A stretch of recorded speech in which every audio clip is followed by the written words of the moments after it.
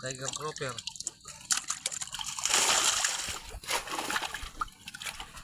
Oh, lalaki oh. Sarap, pasok ba?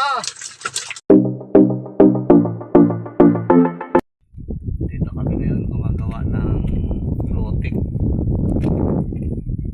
Sisit up na namin yung floating dito para paglipatan ng fingerlings ng bangus. Yan si David ang tatali.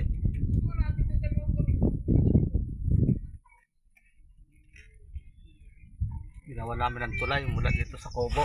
Ayan.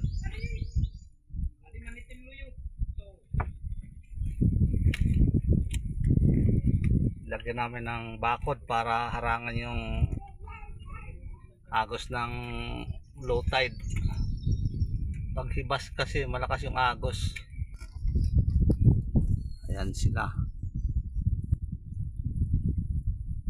Ito na yung floating. Ready na. Paglagay na lang ng lambat.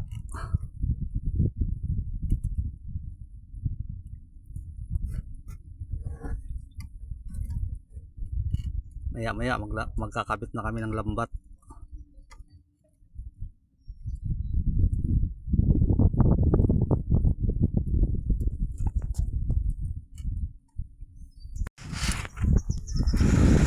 Ayan, kakabitan na namin ng lambat.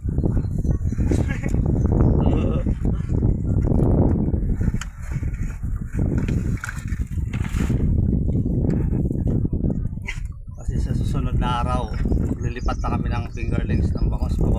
Babawasan na namin yung load ng fish pond kasi magbibiho na doon dahil sa sobrang dami, malalaki na.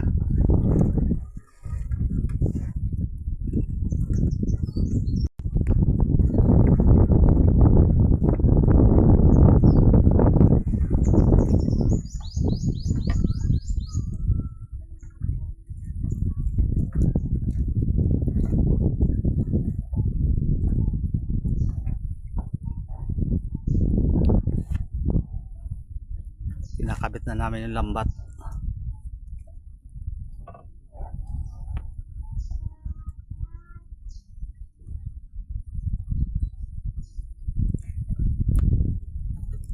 Ano tayo, sakto lang.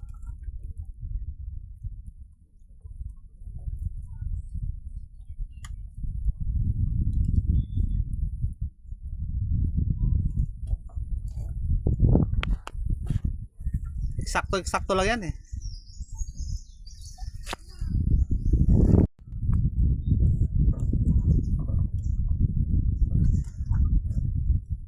Chichikapin ba natin yung mga butas niyan? Ter, ikot ka sabot nga, ter. Dito sabot nga. Yan. Ay, chikapin mo natin ang mga mata kung may butas.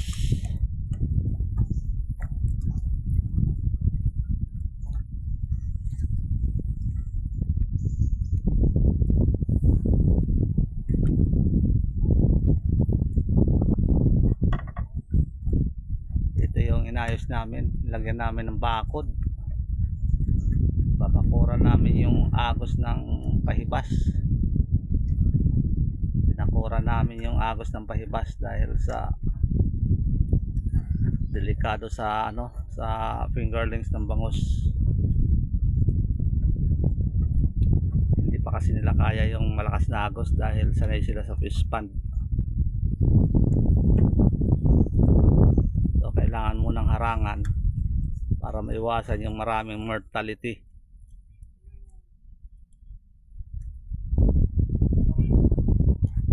Ha? Oh, meron. Napangukot ako ah.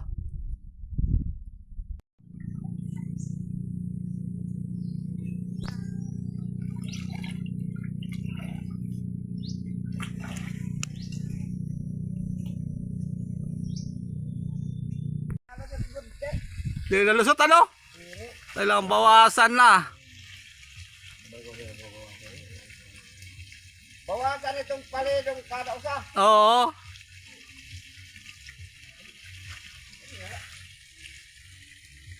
Sir, kata itu sir. Tawag ko, wag na. Nagbawat-bawat na. Tagpo na na.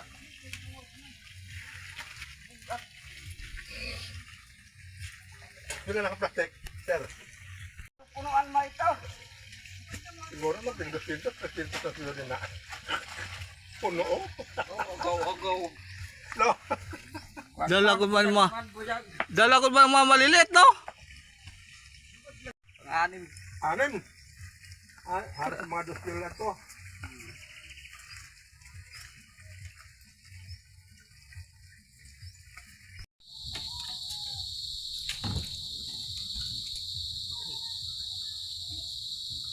Padosi na ka-plastic, sir?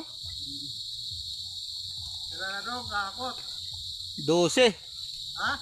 12 na ko, no?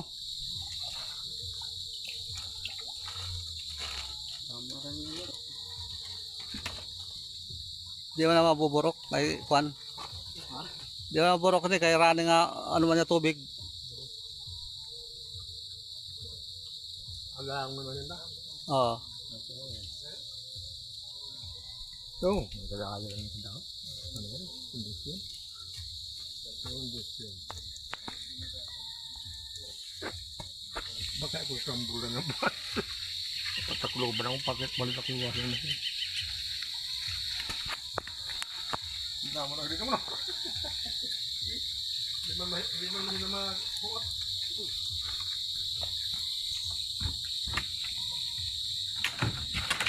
Oh, gahan.